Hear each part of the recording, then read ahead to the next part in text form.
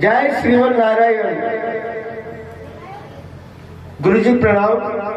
अरे राजा दक्ष के बेटाओ। जी महाराज। कहां जा रहे हो? बोले महाराज तपस्या करो। तपस्या करके क्या करोगे? बोले जी तपस्या करके ग्रस्त का सुख भोगेंगे, संतान उत्पन्न करेंगे। अच्छा। अरे मूर्खों, बाबा छोटी उम्र का है या बड़ी उम्र का है, सुंदर वस्त्र पहन रखे, रुद्राक्षों की माला धारण कर रखी है, तिलक त्रिपुण्य, लंबी लंबी जटाएं हैं, तो सारे लोग बाबा राम राम, बाबा जय सिया राम। देही का सम्मान भी होगा, भोजन भी बना बनाया मिल जाएगा। बोले जी ठीक है, अगर ऐसी बात है तो अपन के काय के चक्कर में पड़ो। नारद जी महाराज से दीक्षा ले लिए, नारद जी को गुरु बना लिए और गुरु बना करके चले गए। आप एक बार ही ले जाओ ना, इनको इकट्ठे करके दे दो, बार बार इस तरह डिस्टर्ब होता है। या तो इसको आपके पास ही रख लो, घूमा घामी करने में दिक्कत आती है। मांगती है तो देने पड़ते हैं।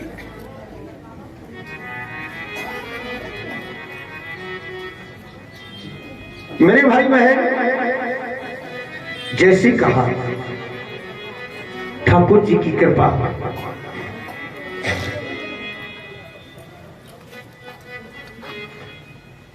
दक्ष प्रजापति को पता लगा नारद ने मेरे पुत्रों को बाबा जी बना दिया। रुष्ट होकर के, नाराज होकर के और ब्रह्मा जी की शरण में चले गए। जाकर के कहा पूज्य पिताजी, मैंने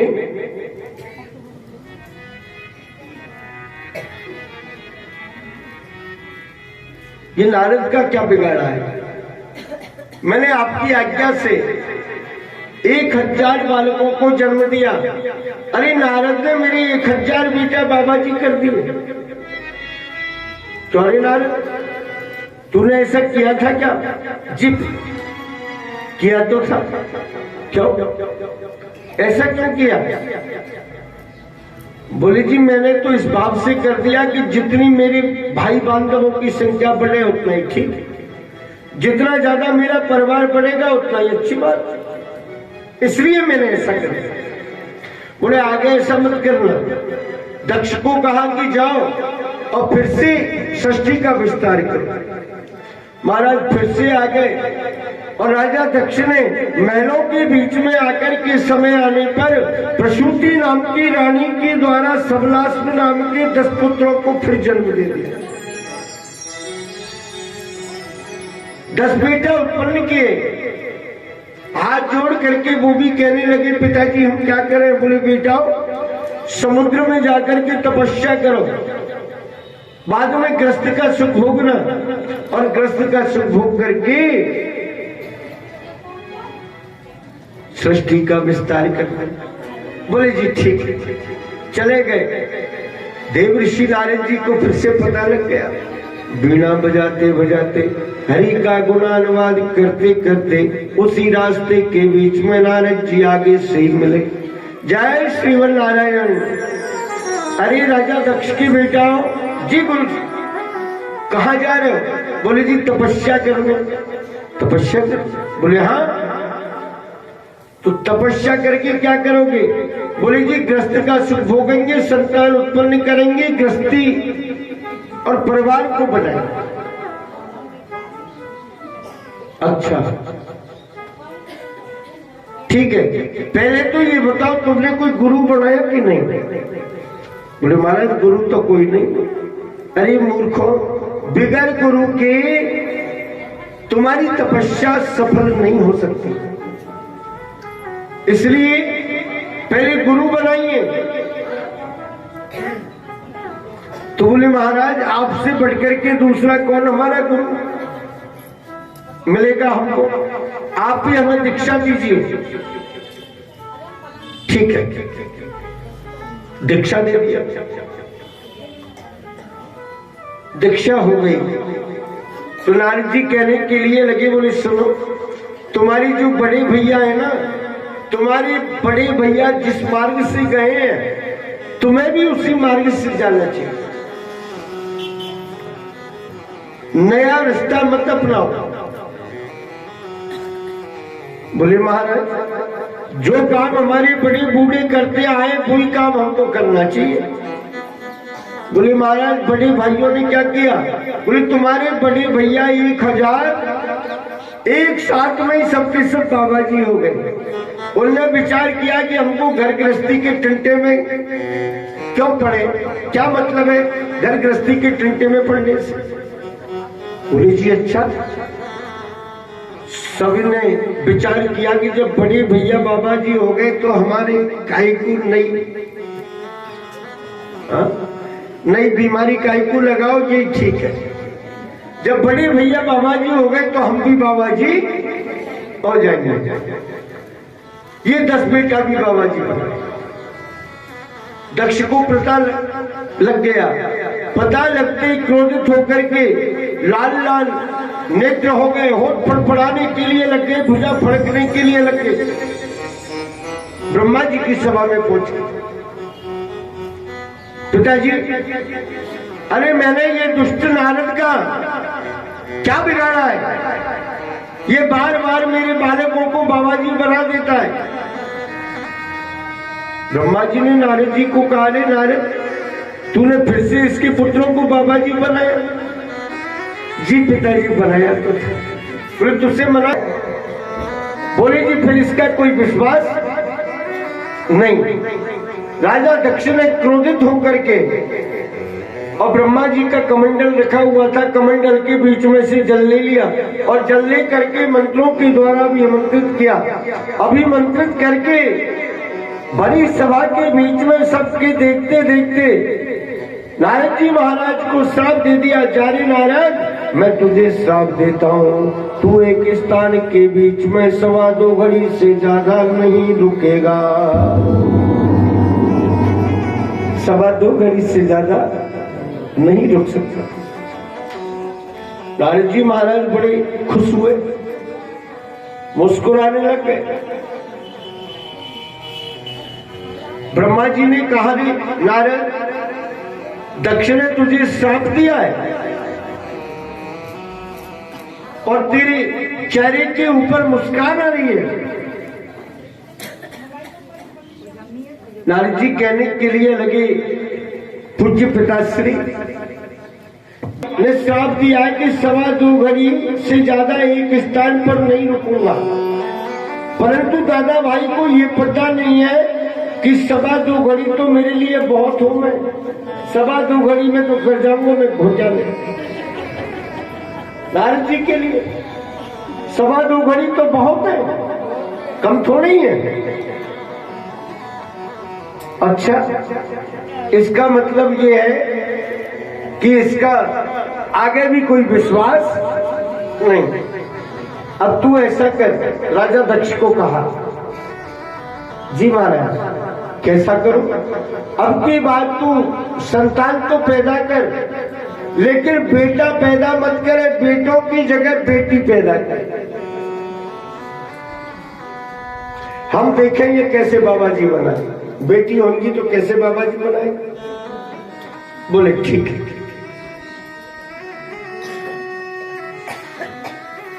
बंधुओं, दक्ष प्रजापति गए और जाकर के धीरे धीरे समय व्यतीत होने के लिए लगे। और जैसे ही समय व्यतीत हुआ, समय समय के अनुसार प्रसूति नाम की रानी के द्वारा राजा दक्ष प्रजापति ने 60 कन्याओं को जन्म दिया। 60 कन्याएं उत्पन्न हुई। 10 धर्म के लिए ब्याई, 13 कश्यप जी के लिए ब्याई, 4 भूतों के लिए ब्याई, 4 अग्नि के लिए ब्याई, भगवान भोलेनाथ के लिए ब्याई, 27 चंद्रमा को ब्याई। इस तरह से सबका यथावत पाणी ग्रहण संस्कार कर दिया है। बड़ी बड़ी जो कन्याएं थीं उनका नाम था दिति और अदिति। महाराज दिति और अदिति ये कश्यप जी महाराज के लिए गए। दिति के द्वारा दैत्य उत्पन्न हुए और अदिति के द्वारा देवता। माता इनकी अलग अलग है और पिता इनके एक है। महाराज परस्पर मौसी जाए भैया, देवता और दैत्य।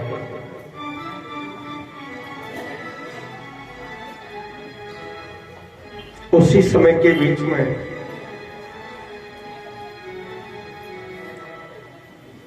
देवता और दैत्य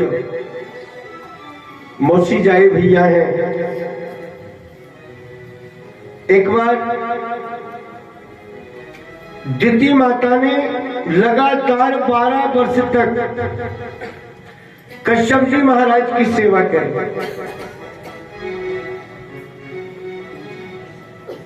देवता दैत्य मौसी जाए भैया, पिता एक है, माता अलग अलग है। देवताओं के राजा है इंद्र और दैत्यों के राजा है बलि। देवताओं के गुरु बृहस्पति जी महाराज और दैत्यन के गुरु शुक्राचार्य जी महाराज।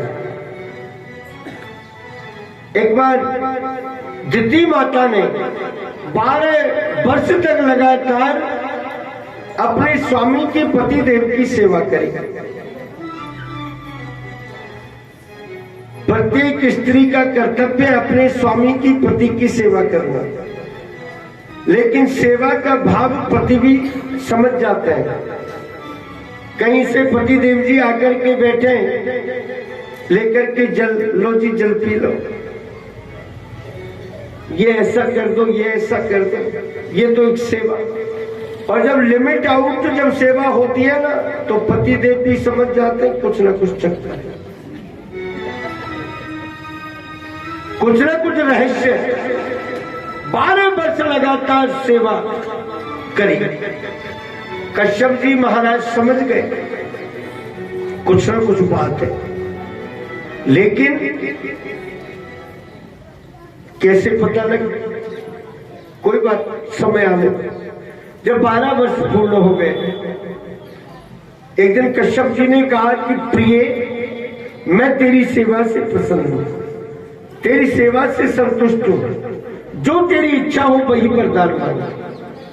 महाराज मेरा कर्तव्य है, आप मेरे स्वामी हैं, मैं आपकी धर्म पत्नी हूं, मेरा कर्तव्य है आपकी सेवा करना।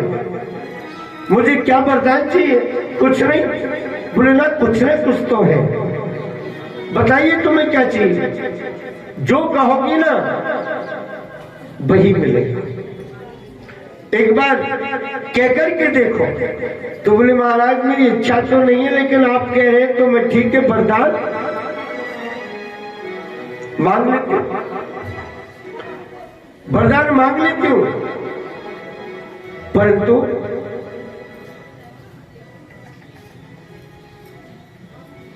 पहले वचन दे दो। कश्यप जी ने कहा देवी, अरे क्या वचन देना, तू तो मांग, जो कहेगी वही मिलेगी। ना महाराज वो तो सही है, लेकिन फिर भी वचन दे ही दे। अच्छा ठीक है। अब जैसे ही महाराज वचन दिए, 1 2 3 वचन हो गए। बोले मांगो। 3 वचन कहते त्रिवाचा। एक बार 3 बार किसी ने एक शब्द को कह दिया तो फिर वो उसको करना ही पड़ेगा। मेरे भाई बहन वचन दे दिया। बोले जी ठीक है, अच्छी बात है, अच्छी कृपा की है। अब मांगिए तुम्हें क्या चाहिए? स्वामी देवी ने विचार किया कि मुझे वचन तो दे दिया, अब कह देना चाहिए। बोले महाराज अगर आप मुझे देना चाहते हैं ना तो मुझे एक ऐसा बलिष्ठ बलवान पुत्र दीजिए कि वो पुत्र राजा इंद्र को मारने वाला हो। राजा इंद्र को मारने वाला? बोले हाँ, जो मेरे पुत्रों का जो शत्रु है ना, देवताओं का राजा इंद्र, ये मेरे पुत्रों का शत्रु है, तो जो मेरे पुत्रों का शत्रु वो मेरा शत्रु, राजा इंद्र को जो समाप्त कर दे ऐसा पुत्र दे दो।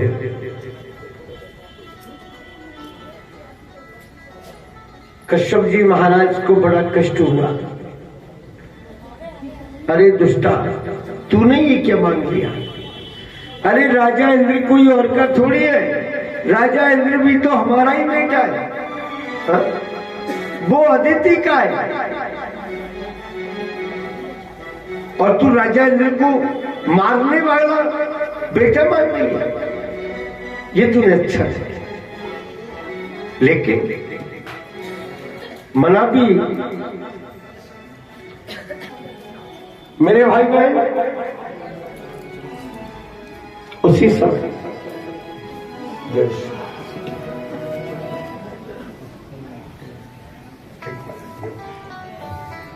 बोलो भागवत महापुराण की जय।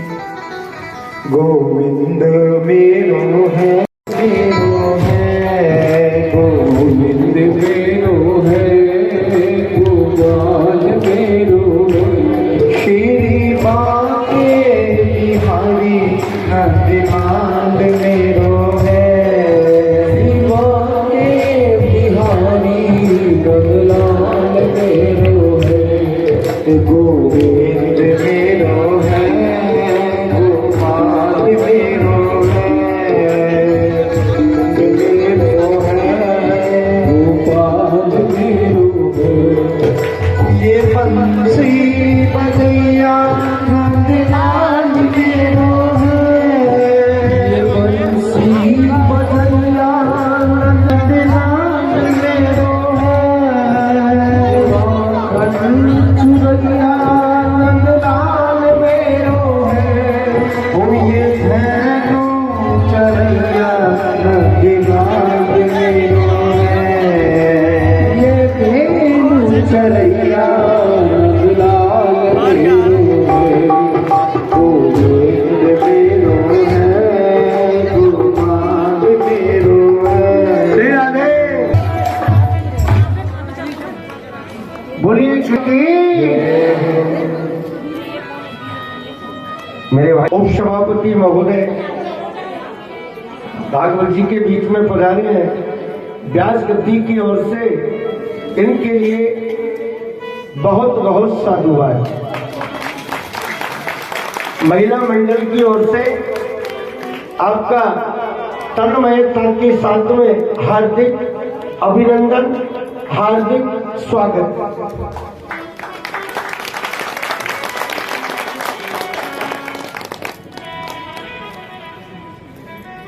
बोली बाली कृष्ण लाल की जय हो। जिस तरह से भगवान की भक्ति माता सबरी ने की,